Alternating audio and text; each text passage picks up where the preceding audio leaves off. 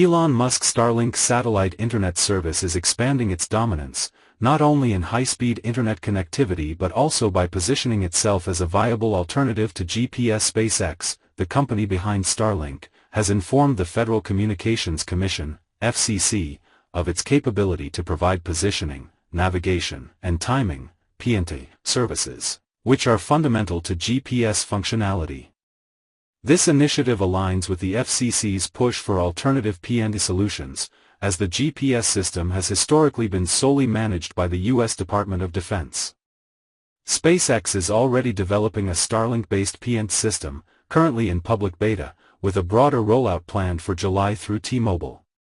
The aim is for Starlink to operate independently of GPS, offering a precise, reliable, and resilient PNT system. Starlink is not alone in this endeavor.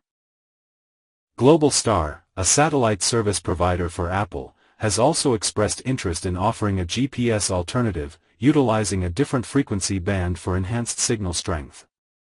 If successful, Starlink's integrated services, combining high-speed internet with a robust navigation system, could significantly advance the company's offerings, especially in areas with poor or no GPS coverage.